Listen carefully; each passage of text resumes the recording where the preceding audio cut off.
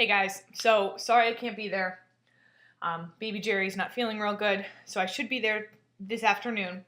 But I'm coming to you live from my dining room with their birthday present. It's a little easel. And I want to talk to you about the last topic we're going to learn in the preterite tense, and that's what we call a J verb. Okay?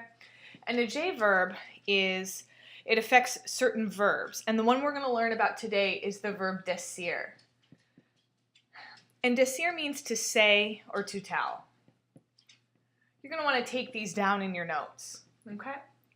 So the first thing I'd like to do is look at decir in the present tense. We'd like you to know it, and in case you don't, let's make sure that we know it in the present tense. It's one of our go verbs, so in the yo form it becomes digo. Digo means I say or I tell. But then the rest of the time, it's kind of unusual. The you form is dices, the he, she form is dice, the we form is decimos, and the they form is dicen. So it's going to remind you a lot of a verb like tener, where the yo form is a go verb and the rest of the time it's a stem changer. It's e to I. Okay? So that's decir in the present tense. But in the preterite tense, that's when we talk about it being a J verb. And what I mean by a J verb is, remember all the grade 8 verbs, like andar became anduv, tener became tuv, venir became vin? Well, in the preterite tense, decir becomes D-I-J. And then it has its very own set of endings, okay? So what I want to do now is compare the J verb endings to the grade 8 endings. All right, so let's see if I have enough room on this little whiteboard here to compare the endings. Okay. So in the grade 8, we had verbs like andar, which became anduv. We had tener, which became tuv. We have saber, which becomes sup. We have venir, which becomes vin. Poner, which becomes pus. Poder, which becomes pud. 1, 2, 3, 4, 5, 6. What are we missing? Estar, which becomes estuv.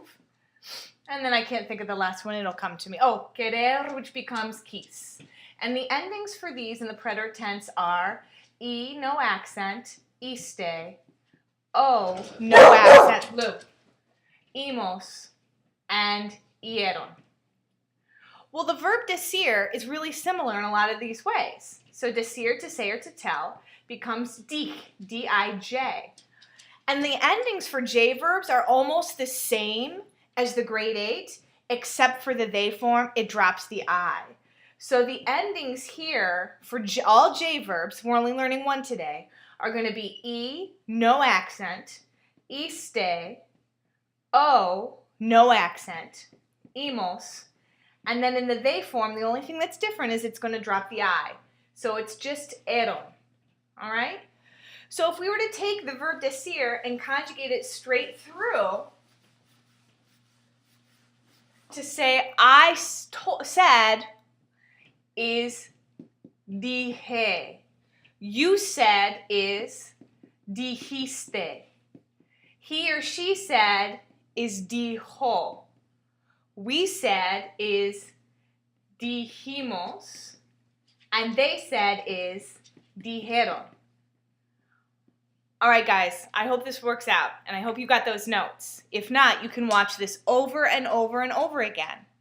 Also, what I'd like you to work on for the first half of class today is in your workbooks, in this chapter, I believe we're in chapter 3, in the very first few pages, it's all about vocab. Then the next few pages are about grammar, and that's conjugating verbs in the preterite tense, including the verb decir. I expect you to do all of the pages and all of the exercises that have to do with conjugating in the preterite tense, including the verb decir. All right, guys, I'll see you soon.